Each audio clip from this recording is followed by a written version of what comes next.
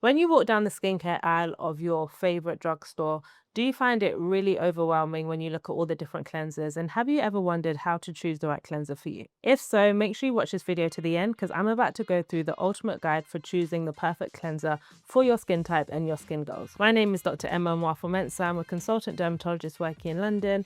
If you like this video and find it helpful, please make sure you like, share, subscribe, and click that hype button. Cleansing is arguably one of the most important parts of your skincare routine.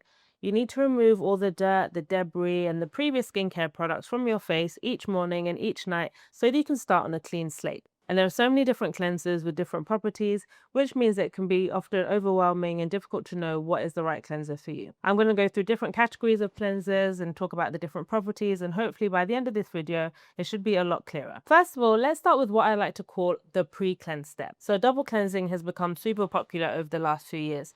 This is basically the concept of cleaning your skin twice, usually with two different skincare cleansers, but sometimes people say that you can just use the same cleanser twice. Now, the thing about double cleansing is I see over the past few years, it's been pushed as something that everyone must be doing every single day, twice a day without fail. And I actually disagree with that. If you haven't been wearing much makeup throughout the day, you've only got one layer, maybe 2 layers of sunscreen, you might not actually need to double cleanse. I definitely don't think that people need to double cleanse in the morning. I think a single cleanse is totally fine. Some people don't actually like cleansing their skin at all in the mornings because their skin is quite dry and they prefer to just splash on some water.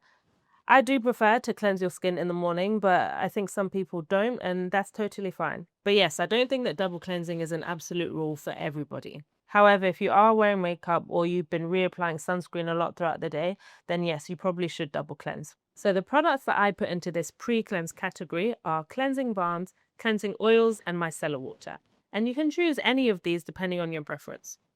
Cleansing balms are these kind of fatty, greasy substances which work really well for removing makeup because you put them on the skin and it emulsifies the makeup to form kind of like a greasy paste that you can then wipe off. Ideally, you would put a cleansing balm on dry skin, mix all that makeup into like an oil, and then you could emulsify it with some water and rinse it off.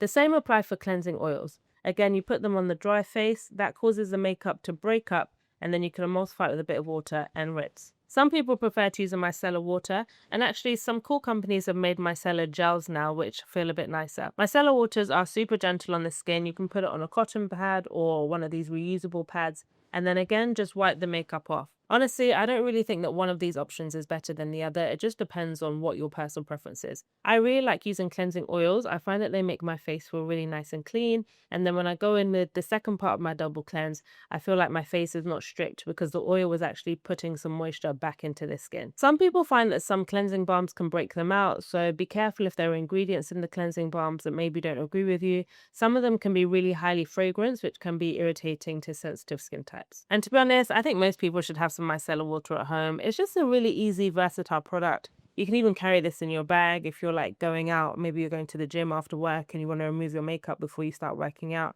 I think micellar waters are just really great. And they're also helpful for removing eye makeup. So the first part of your cleansing routine, the pre-cleanse, is just to remove any skincare products, any makeup that are really sitting quite heavily on your face. And that can be done on dry skin before you've put any water on your face as your first step.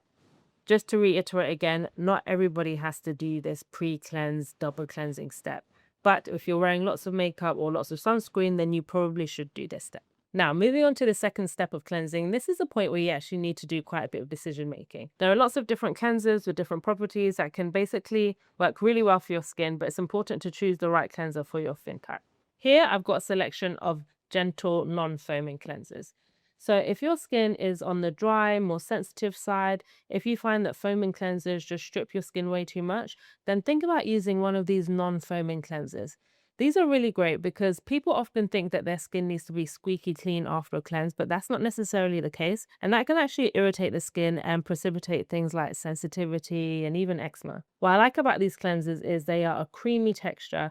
And when you finish washing your face actually feels quite moisturized. It does not feel dry and stripped. The Cetaphil Gentle Cleanser is genuinely an all-rounder. I recommend this to people all the time, and I've never heard anyone say that they reacted to it or their skin just didn't like it. You've also got really great ones from number 7. This is a super, super gentle cream cleanser. And then the CeraVe Hydrating Cleanser.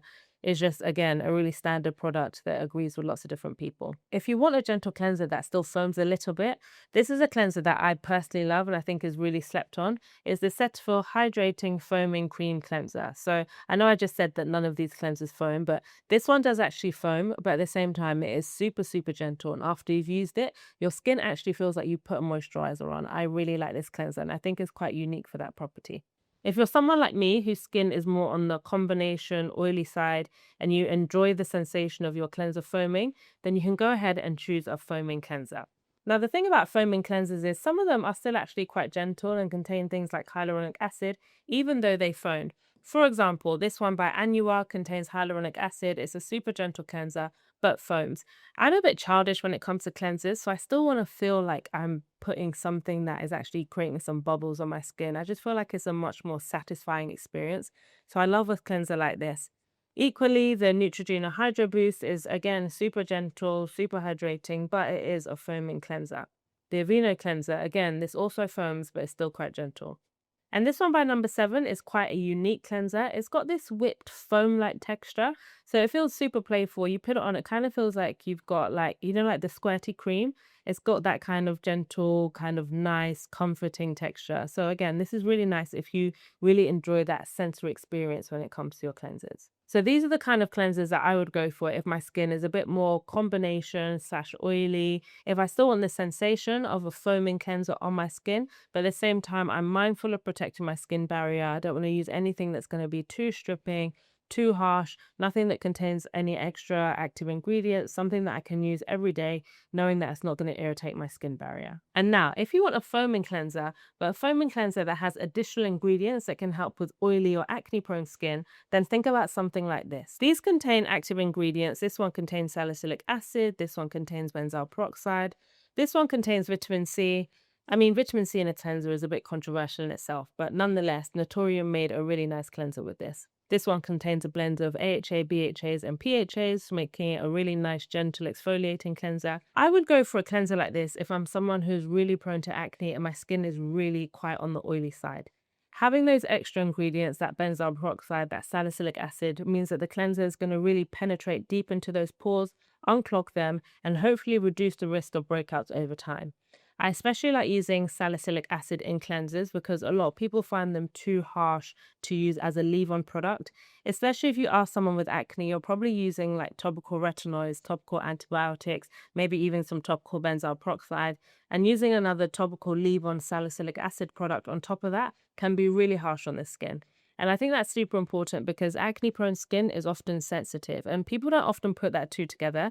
So it's really important that even if you do have acne, oily-prone skin, you're still protecting your skin barrier. So if you want to use a product that has salicylic acid, I often say to people, use the salicylic acid in your cleanser and then save the leave-on product for your other things like your retinoids, your benzoyl peroxide, etc. So I would go for a product like this if I've got acne-prone skin. I just want to try and introduce an active into my skin for a short period of time, knowing that I'm going to wash it off and not increase the risk of sensitivity. And don't forget, we also have cleansers in the form of bars.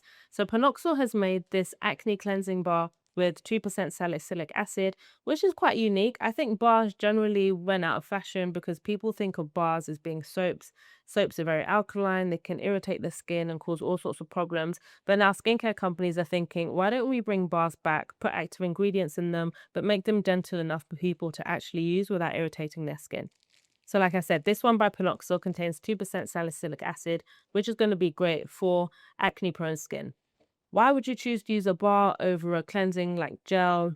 To be honest, I don't think there's a particular reason. I think it's only if it's something that you particularly want, maybe for a sensory reason or whatever. There's no reason why you can't just use a face wash or a body wash that contains 2% salicylic acid, but it's always nice when brands give us other options. So yeah, this is a cool thing that I discovered earlier this year, and I think it's quite nice. And lastly, you've also got special cleansers for treating or managing other complaints, for example, hyperpigmentation or anti-aging. For managing hyperpigmentation, you might want to use an exfoliating cleanser, which you could use one of the ones I've already mentioned, for example, this one by Cetaphil, which contains the AHA, BHA, and PHA, or this one by Eucerin is particularly formulated for hyperpigmentation and contains a mix of AHAs to gently exfoliate the skin and help to reduce those dark marks. Topicals also has this cleansing bar. So Topicals is super famous for their anti-hyperpigmentation serum. They formulated a bar that includes a lot of the same active ingredients like kojic acid. So again, you could use your anti-hyperpigmentation treatments in a bar. The main thing is, if you're going to use a wash-off product for treating hyperpigmentation, it's super important that you make sure the product actually sits long enough on the skin to do something. So it might be something that you want to apply, lather up on your face, then go off and brush your teeth for 2 minutes and then wash it off afterwards. Because if you wash it off too quickly, you're probably not going to see any benefit. Okay, so I hope you found that breakdown helpful. I basically told you about pre-cleansing the skin if you're someone that wears makeup but for sunscreen to set a nice base for your cleanser. And when it comes to cleansers, you can go for a gentle non-foaming cleanser, a gentle foaming cleanser, cleansers that have a bit more active ingredients that are going to deeply penetrate and cleanse those pores or exfoliate the skin, and cleansers for topic or thick skincare concerns. I hope you found that helpful, and I hope you've been able to decipher a bit more about all the different cleansers that exist. If you find the video helpful, leave us a comment, share it with someone, and let me know what you want to talk about next. Thanks so much for watching.